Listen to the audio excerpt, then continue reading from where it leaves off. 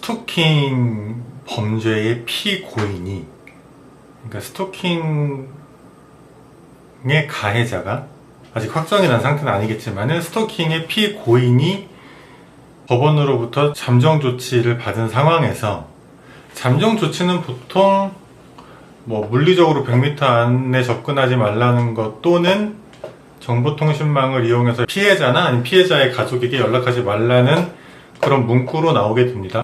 스토킹의 피고인이 잠정조치 명령을 법원에서 받은 상황에서 직접 연락을 하진 않지만 언론 플레이를 해가지고 결과적으로는 또다시 스토킹 피해자에게 연락이 닿는 건 마찬가지가 되는 상황을 만드는 경우의 법적 문제에 대해서 짧게 해보려고 합니다.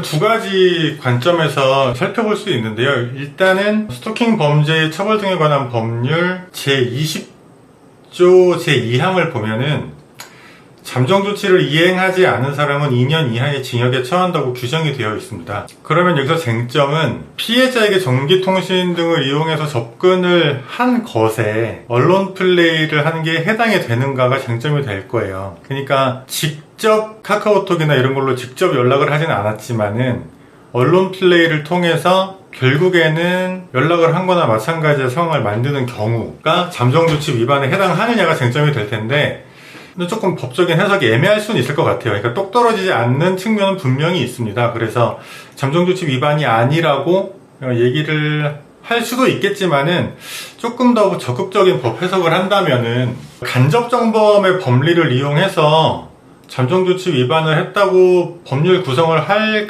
여지도 없지는 않다고 저는 생각해요.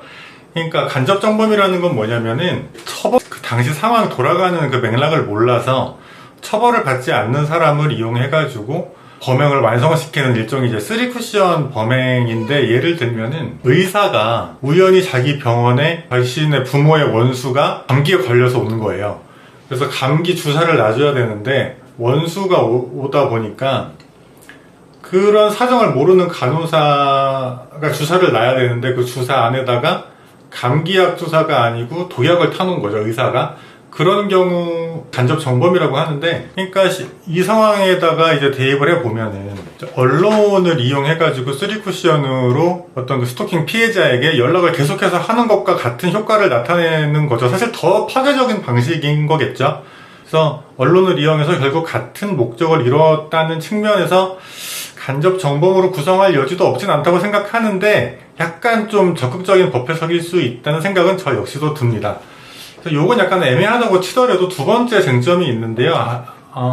그건 뭐냐면은 스토킹 범죄 처벌 등에 관한 법률 20조 1항 3호를 보면은 같은 법 제17조의 3회 제2항을 위반하여, 17조의 3회 2항은 뭐냐면은 누구든지 피해자의 동의를 받지 아니하고 피해자 등의 주소, 성명, 나이, 직업, 학교 용모, 인적사항 등 피해자를 특정하여 파악하게 할 수 있는 정보를 신문 등 인쇄물에 싣거나 방송 또는 정보통신망을 통해서 공개하여서는 아니 된다라는 규정이 있어요. 누구든지거든요. 근데 이 규정을 위반해서 피해자의 신상을 특정할 수 있는 정보를 신문이나 방송을 통해서 공개한 사람을 3년 이하의 징역 또는 3천만 원 이하의 벌금에 처한다는 규정이 있거든요. 그러면은 잠정조치를 받은 피고인이 언론 플레이를 하면은 이 규정에는 딱 떨어집니다. 해석의 여지가 거의 없어요. 그래서 스토킹 처벌법 제20조 1항 3호로 처벌을 할 수가 있는 것이고, 그 언론 플레이에 동조하는 그 언론사들 역시도 문제를 삼으려면은 삼아지는 측면이 없지 않다는 게 제 생각이고, 다른 변호사님들도 비슷하게 생각하시지 않을까 하는 생각을 가지고 있습니다. 그래서 오늘은 여기에 대해서 짧게 한번 봐봤고요. 다음에는 또 새로운 주제를 가지고 돌아오도록 하겠습니다.